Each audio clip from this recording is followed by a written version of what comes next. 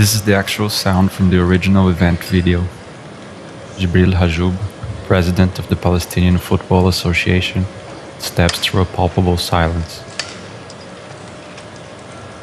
It's the 76th FIFA Congress, held in Vancouver, Canada, on April 2026. Mr. President, Palestinian children, players, coaches, and referees long denied the right to play football on their own land. A child who lost a teammate, a family who lost a son, a club without a pitch, and a community deprived of the game is simplest joy. Further into the speech, Hajoub spoke of football clubs on Israeli settlements in the West Bank, which violates FIFA's statutes. Israeli government pays these clubs to organize sports and recreational services exclusively for Israelis.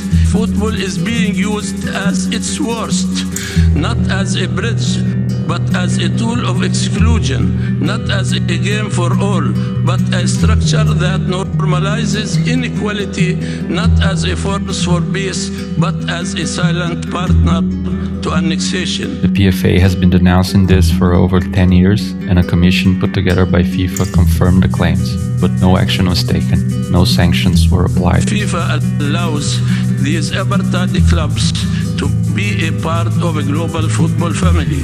After Hajoub's speech, the Israeli representative was also given the pulpit, but spoke generically about equality and didn't address the issue. FIFA's president Gianni Infantino then tried to get the two men to perform a handshake on the stage. Hajoub refused.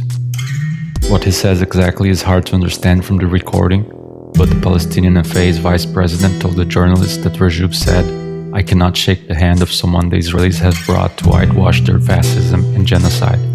We are suffering." Infantino was perhaps trying to recreate a famous picture from 1993, a year before the FIFA World Cup was first held in the United States.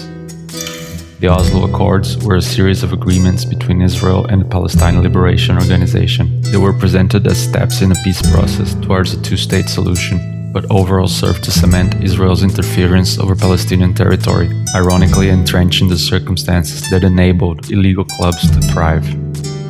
Infantino's awkward attempt to stand as a geopolitical peacemaker reflects his promiscuous relationship with Donald Trump, dating back to the announcement that the United States would host the 2026 World Cup. You're going to do record business, I think, 100%. FIFA even created a consolation Peace Prize for Trump, but didn't win the Nobel Prize. This is your Peace Prize?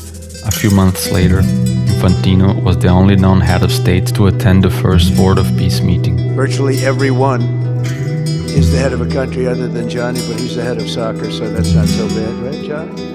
I like your job the best, I think. The Board of Peace is a multinational body designed by Trump to centralize all authority over Gaza and the West Bank, an echo of the British mandate that controlled Palestine after World War I. Trump serves as self-appointed chairman. Netanyahu is on the board alongside members of the international right and heads of Arab states. Palestinians were not invited. They speak of development, security, stability, and billions to be made. Peace. Peace. Nothing less expensive than peace. Trillions of dollars. Peace in the Middle East. Peace in the Middle East. Egypt supports the mandate of the Board of Peace. Supporting Israel. Peace. Peace. Taking over civilian and administrative control. 25 miles of Mediterranean coastline. It can be developed as a new Mediterranean Riviera. A very enduring peace. Gathering Gaza's productive assets. Rebuilds Gaza in a way of enduring and sustainable peace. A business environment. The coastline alone, $50 billion of value. Peace and togetherness. Peace. Disarmament of Hamas and Islamic Jihad. We'll help bring the security. Peace in the Middle East. Peace as a means to achieve profit, to be exploited by global capital. A colonial peace.